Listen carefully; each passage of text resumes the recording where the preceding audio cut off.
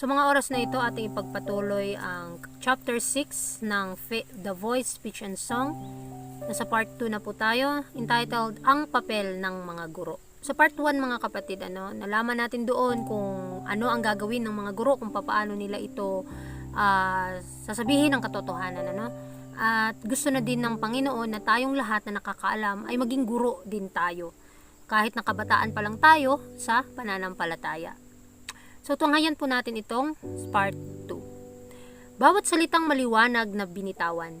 Dapat mag-ingat ang guro ng katotohanan kung paano niya inilalabas ang katotohanan. Dapat niyang magsalita ng bawat salita ng tuwiran at maliwanag na may matinding paniniwala na nagdudulot ng kumbensyon sa mga puso.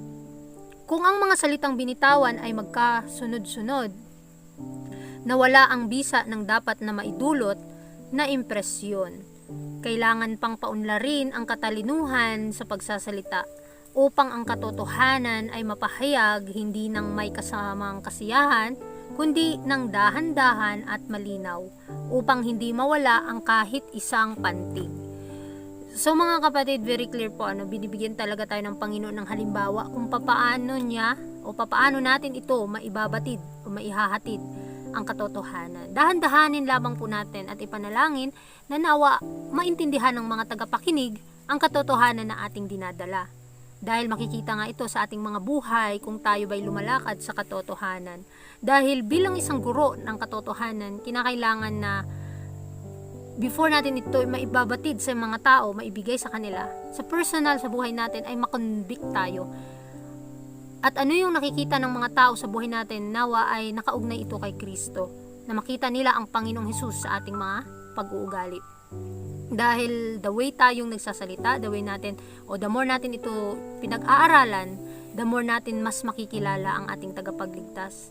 At sabi nga, di ba, na dahan-dahanin natin na malinaw upang hindi mawala ang kahit isang pantig ng katotohanan. Dahil napakahalaga po. Lalo na kapag ikaw mismo ang nagsasabi nito, kinakailangan na ang pag-iisip mo, ang puso mo ay mapabanal ng kanyang mga salita para maging epektibo itong maihatid sa iba. Tamang paggamit ng wika. Isa sa pinakamahalagang kwalifikasyon ng isang guro ay ang kakayahan na magsalita at magbasa ng malinaw at mabilis. Ang may kaalaman sa paggamit ng wikang Ingles ng mabilis ay wasto ay maaaring magkaroon ng mga malaking impluensya kaysa sa isa na hindi makapagpapahayag ng kanyang mga kaisipan ng madali at malinaw. So, very clear po mga kapatid, kinakailangan na sa pagsasalita mo ng katotohanan ay dahan-dahanin mo, na kung ito'y mapapabilis mo, ay talagang medyo may mga taong hindi agad makakaintindi nito. Kasi nga depende ito sa audience, depende sa mga taong nakakakinig. Kaya nga ipanalangin natin sa Panginoon. Kasi nga, hindi naman kasi basihan na sinabi mo yan, yun na, hanggang doon na lang. Kinakailangan sa buhay natin bilang Kristiyano ay dapat malakaran natin ang katotohanan ito. Dahil sa atin personally, kailangan tayo makonvert nito. Dahil sa ating kaisipan, doon nanggagaling ang ating mga sinasabi. Kung ano yung namumold na karakter sa ating buhay. Mas mapapabilis natin o mapapadali ang pagpapahayag ng katotohanan kung sa isip pa lang natin atin nang ine-exercise. Kaya kinakailangan na mag-ingat po tayo sa bawat wika na lumalabas sa ating mga bibig at paano gagamitin sa tamang paggamit ng mga wika. Dahil isa po itong napakahalagang kwalifikasyon bilang isang guro ng katotohanan. Yung kakayahan mong magsalita. Kaya kailangan, kapag ito yung sinasabi mo, ay dapat malinaw at naiintindihan ng mga tao. Sinasabi pa dyan na matalinong magsalita. Dapat linangin ng guro ang kanyang mga kapangyarihan. Linangin ang kanyang pananalita upang magsalita ng malinaw. Nagbibigay ng matalinong salita.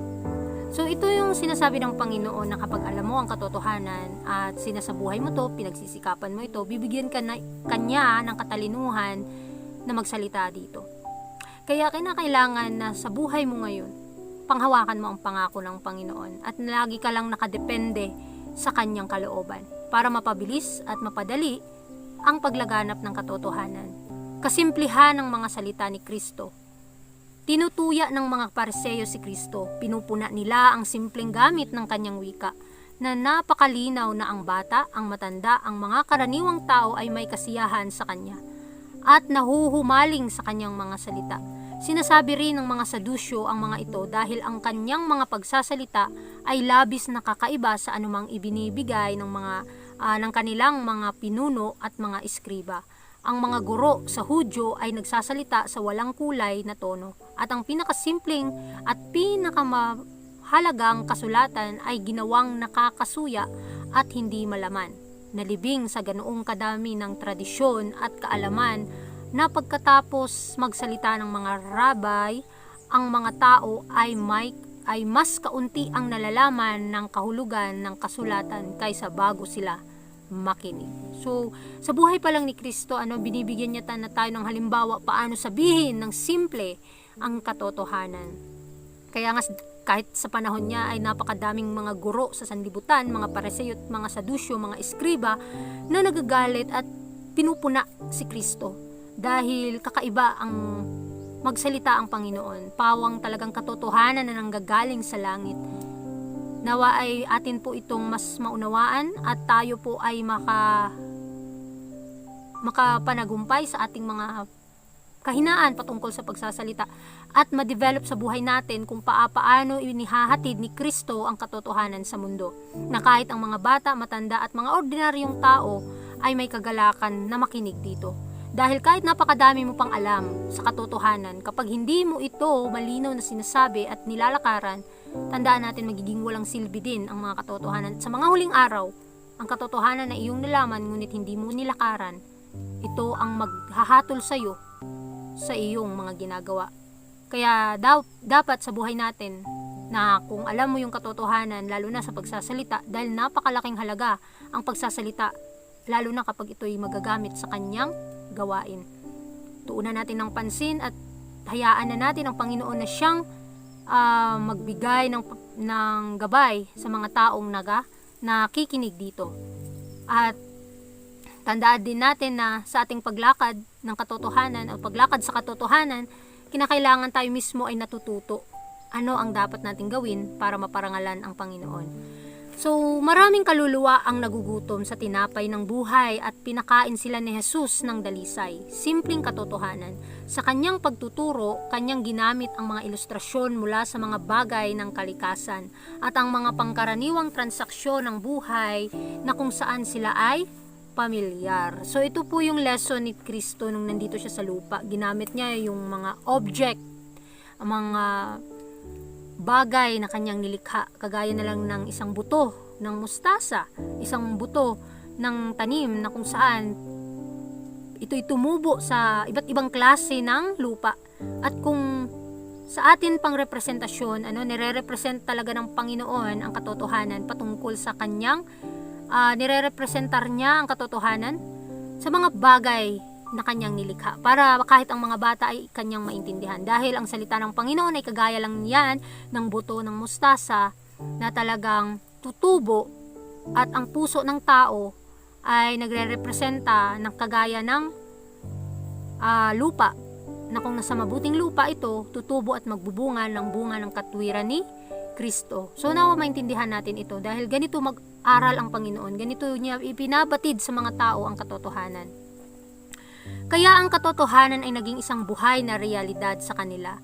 Ang mga tanawin ng kalikasan at ang mga pangyayari ng pang-araw-araw na buhay ay laging nagpapaulit sa kanila ng mahalagang mga aral ng tagapagligtas. Ang paraan ng pagtuturo ni Kristo ay eksaktong kung ano ang nais niya na sundan ng kanyang mga lingkod. So, hindi na po tayo mahihirapan na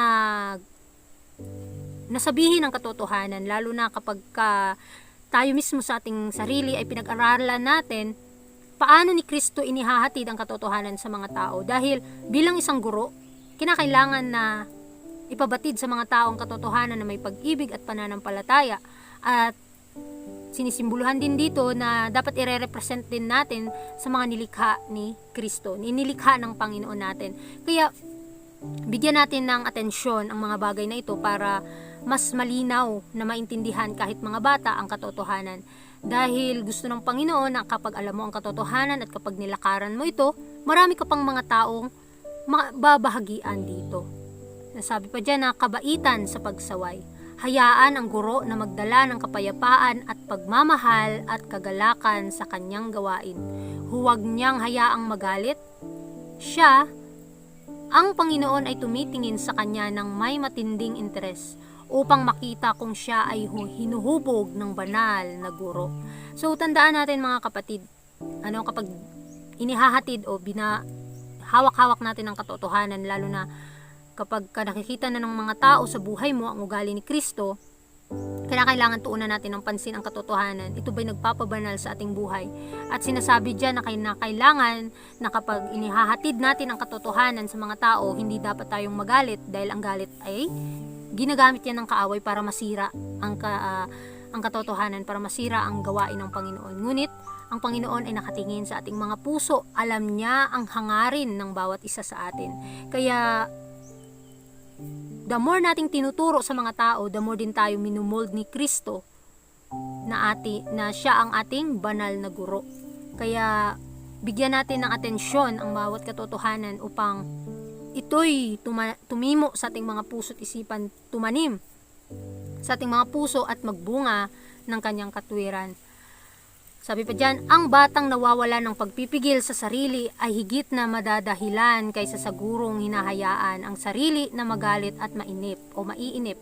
Kapag ang mahigpit na pagsaway ay dapat ibigay, maaari pa rin itong ibigay sa kabaitan. Hayaang mag-ingat ang guro sa pagmamatigas ng bata sa pamamagitan ng pananalita sa kanya ng malupit.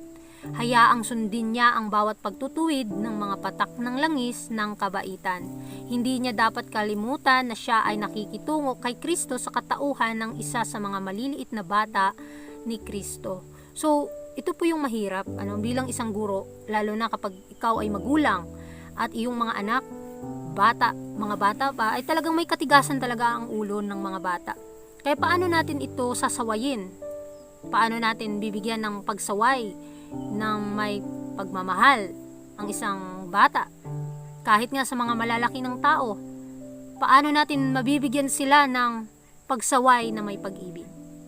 Pag-aralan po natin ang buhay ni Kristo, paano niya sinasaway ang mga pareseyo noon. At sa pagsaway nun, dun maipapakita natin na umiibig tayo sa mga sinasaway natin. At tayo ding mga sinasaway ay nawa hindi din tayo ma-offend, hindi din tayo magtampo dahil kinukorek lamang nila ang ating mga kamalian. Kaya magpasalamat nga talaga tayo sa katotohanan, dahil pinagkaloob ito sa atin ng Panginoon at ito yung magpapabanal sa atin kapag sinunod natin ito. At binibigyan tayo ng Panginoon ng babala at instruction at mga warnings para kapag sinunod natin ito, hindi sa ating lakas, kundi sa kanyang biyaya, ay magiging makakapanagumpay po tayo sa mga huling araw. At higit sa lahat, marami pa tayong mga taong maihahatid sa paanan ni Kristo. So, narito ang isang matatag na prinsipyo na sa lahat ng disiplina sa paaralan, ang katapatan at pag-ibig ang dapat mamayani. Kapag tinamaan ang isang mag-aaral sa paraang hindi niya nararamdaman ng gustong hiyain siya ng guro, sumisibol ang pagmamahal sa guro sa kanyang puso. So malalaman mo, makikita mo kung ikaw ay isang mag-aaral, makikita mo sa isang guro kung may pagmamahal siya sa pagtuturo, sa pagsasaway sa mga kabataan. At kitang mga taong nakakaalam ng katotohanan kapag ginamit natin ang ating mga talento sa kanyang gawain, lalo na sa pagtuturo ng katotohanan, kinakailangan na maitanim natin sa ating puso ang katotohanan ito at ito yung magpapadabanal sa atin at maipakita natin ang buhay ni Kristo sa kanila. Dahil ito ang dapat nating pagsikapan bilang Kristiyano, bigyan natin ng diin, bigyan natin ng atensyon ang bagay na ito dahil ito ang papel ng isang guro. Dahil binibigyan din tayo ng Panginoon ng halimbawa upang hindi tayo mahirapan paano natin maibibigay ang katotohanan sa mga tao.